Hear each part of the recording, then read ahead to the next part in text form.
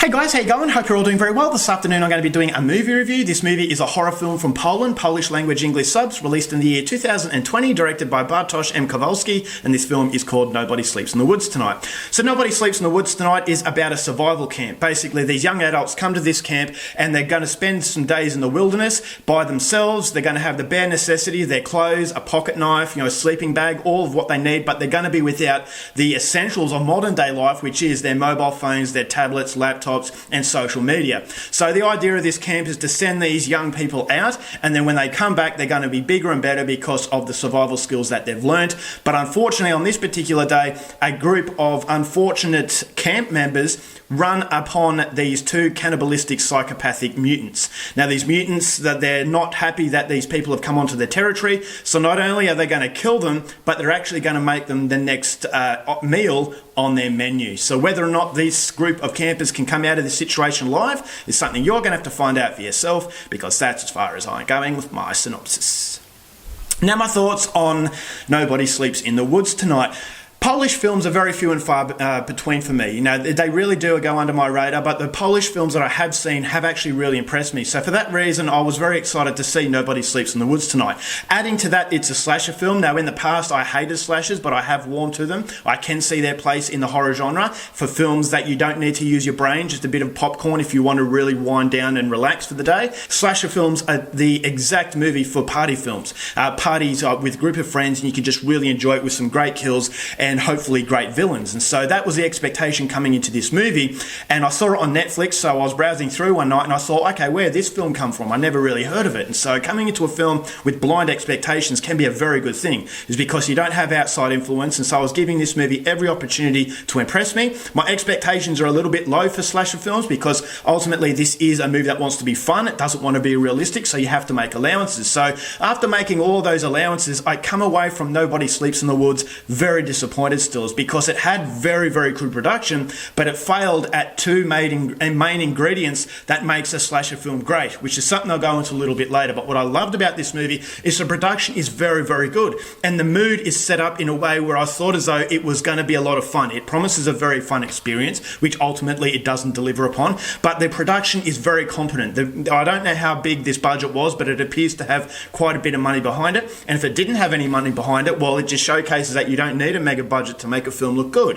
I thought the acting was very serviceable. The characters, these campers, I thought was serviceable. At the start of the film was actually quite funny, and I thought the back and forth between these exchanges was actually very good. And it does set that quirkiness, it does set that surreal sort of caricature world that a slasher film has to create, is that if it wants to be a fun film, it has to create a fun vibe. And I thought as though Nobody Sleeps in the Woods Tonight actually created that fun vibe. And so the platform was there, the foundation was there to really jump off. I thought as though the continuity of the film was actually quite fluent, and I really, really liked the soundtrack. I thought the soundtrack was the best part of this movie. If you see the film, you'll know exactly what I mean.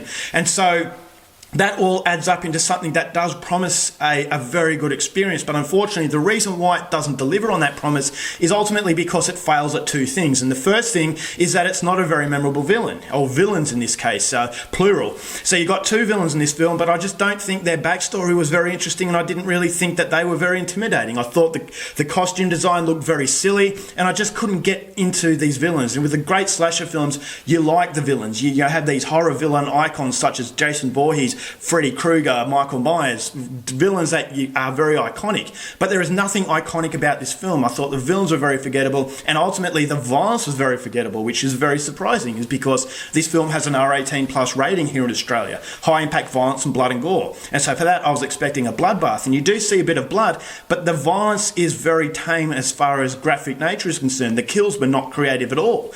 And so there's no creative inspiration behind what makes a slasher film great. And so the director has created everything else very impressively, such as setting a standard as far as production is concerned. The acting, the characters were not that annoying. I thought, the funny exchanges, as I've just said, but unfortunately when it comes time for the showcase of a slasher film to really take center stage, it doesn't. It's stage fright. It basically runs away from the spotlight, and it's afraid to spread its wings. And so it's nothing to complement the build-up that this movie produces. Is that it's an iconic sort of slasher film setup. You got the woods. Plenty of slasher films are set in the woods. It's a great setting. And so it has that. It ticks that off very well in creating a certain mood where you can have a lot of fun, but it is very dark. And so the soundtrack really helps amplify that sense that you're getting yourself into something really, really memorable. And it's going to be something that you're going to be very happy that you took the time and effort to watch. But by the end of the film, you kind of shrug your shoulders and say, was that it? Is that it felt like a fizzer? It felt like a very much an anticlimax, because the two missing ingredients is basically what is a necessity as far as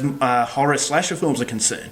So if you don't have a great villain, you don't have great violence, and ultimately you don't really have anything. And so it's not a scary film, it's not an overly funny film, and it's not a gory film with very forgettable villains. And so when you're kind of building a film as a slasher movie, not as another sort of generic horror film, then ultimately you need to deliver on those two ingredients. And unfortunately, it just doesn't do that. And it comes away as just a very, very ordinary slasher film that I would not recommend. It pains me to say it, because I actually genuinely thought I would love this movie by the way it starts and the way it starts to progress to the dangerous situations. But those dangerous situations are just not executed to a satisfactory level, and I come away from this film wanting so much more. I just thought, as far as the money and the production is concerned, I was a little bit, shocked at the fact that the violence wasn't graphic, didn't show any really good gore effects, and so I thought it was kind of just staying back a little bit from the areas that it needed the most confidence. And so by the time the film ends, I just wasn't interested. It kind of sets itself up for the sequel, but I don't really see this film going any further than the first installment, because it's just a film that you could add to the very generic pile of good efforts, but unfortunately efforts that don't realise the ingredients to make a great slasher movie. So overall, for Nobody Sleeps in the Woods Tonight, going to give this one 2 stars. Production-wise, it was great, but as far as execution in slasher films, it left a lot to be desired. Alright guys, that's it for my review. Hope you enjoyed it. Till next time, keep watching movies, and I'll see you later. Bye.